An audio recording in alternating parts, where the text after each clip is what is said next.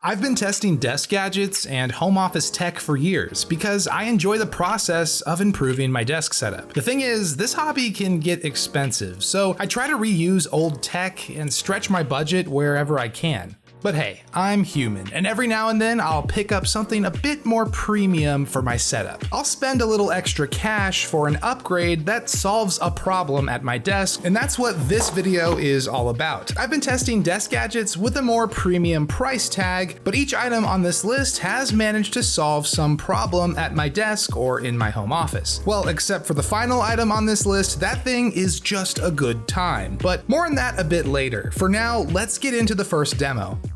Let's start at my main desk setup, where I am making some significant changes that you will see in a future video. Right now, I want to tell you about my new microphone. This is the BMS2 from BASN, and if you haven't heard of this brand before, that's because they're known for their IEMs, or in-ear monitors, and the BMS is an XLR condenser microphone with a cardioid pickup pattern. But in plain English, all that means is that this microphone is designed to pick up sounds coming from directly in front of the mic and reject sounds from anywhere else. And this microphone is super sensitive. Now that's great for sound quality, but it can potentially let in some sounds that you don't want in your recording. To solve this, the BASN mic has onboard controls for lowering the gain and cutting off certain harsh frequencies. I think the sound quality paired with the onboard controls and the unique look and design of this microphone set it apart from other mics at this price point, and it's worth a look if you're thinking of upgrading your mic.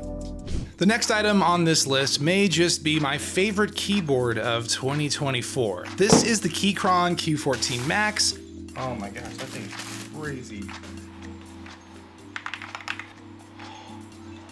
It has so many little features that I've been looking for, I kind of can't believe this keyboard exists. First, it's an Alice layout keyboard, which means the keys are tilted inwards, which places your hands in a more ergonomic typing position. But what makes this keyboard really stand out to me is the numpad. You'll notice it's on the left side of the keyboard. This is often called a southpaw or lefty layout because on most keyboards with numpads, the numpad is on the right side, because that's just how keyboards were built back in the day. But it's 2024, and as a right-handed user, I think the southpaw layout is the way to go. With the numpad on the left, I can keep my mouse in a more comfortable position close to the keyboard, and on the left side, the numpad is just out of the way until I actually need it. Then there's the build quality, which is premium. This case is entirely metal and it's heavy. Probably the heaviest keyboard that I own. And I can't fully explain it, but there's something about making keyboards heavier that make them feel nicer. If you're a psychologist, please explain this to me in the comments. Essentially, the Q14 is a premium keyboard that comes at a premium price, but if you're a fan of the Alice layout and like me, you've always thought the numpad was on the wrong side of your desk, I recommend the Q14 Max. This is my gaming desk. It's where I go to relax. I've had these monitor speakers for years, but I've realized that I really need to crank up the volume to get these speakers to sound their best, which is why I've added this. This is the SoundBlade by Blue Ant, and it's a desktop soundbar that sounds super clear even at lower volumes, which is exactly what I was looking for. But that said, this thing can get ridiculously loud for its size.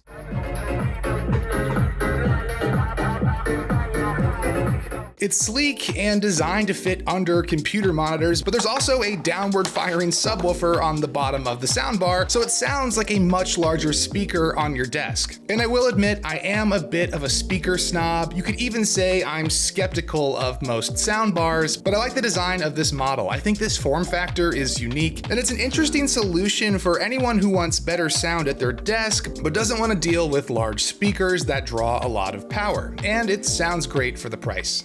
Up next is another accessory that has elevated my gaming setup in my office. This is the AverMedia Extra Go, or GC515. This is a dock for portable game consoles, which in my case means the Steam Deck. It may seem simple, but this dock actually solved quite a few problems I had in my setup. First of all, it gives my Steam Deck a dedicated place in my setup, so it's always charged up and I can play games on my monitor if I want to. But there's more to it. This dock is also a capture card. which is great if you're a gaming content creator like me, shoutouts to my second channel, or if you're just looking for a way to easily share clips from your Steam Deck with friends on Discord. But for me, the most interesting feature of this dock is that you can capture gameplay footage without a PC. You can insert an SD card into the side of the dock, and the Extra Go can record gameplay clips directly to the SD card, which is a very useful feature.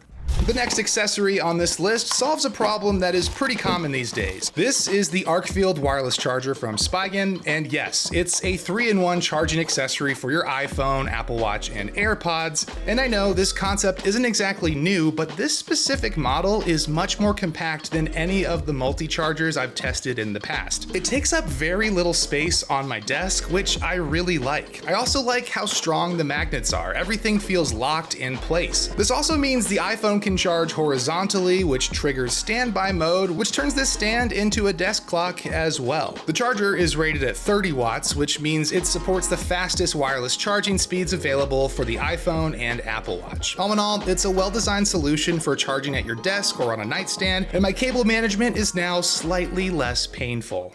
The final item in today's video is one of the most entertaining products I've tested all year. You see, I was sent this portable speaker from a company called Akero. Wow, this is way bigger than I thought. I'm struggling actually. Let's go.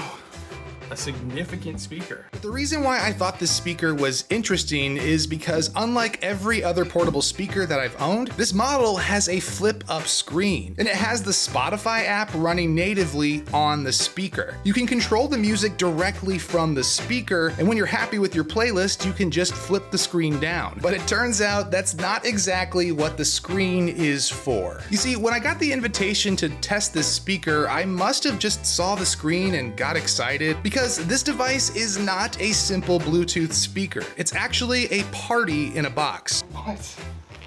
What? What? What? Smart karaoke. Yes, in addition to everything I just showed you, this device is also a portable karaoke machine with 2 wireless microphones, karaoke apps, and even an HDMI port on the back of the device for putting the lyrics on your TV. Like I said, this is a complete party in a box, which means I can now have the world's saddest karaoke party in my home office. Okay, let's go.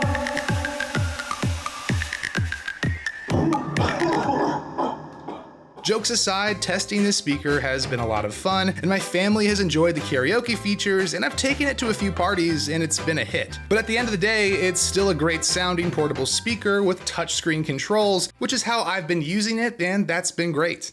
And that's gonna do it for today's video. I'm always looking for new and interesting desk gadgets to test on this channel. So if you've encountered anything interesting you think I should take a look at, be sure to let me know in the comments below. As always, thanks for watching Work From Hype, and I will catch you in the next one.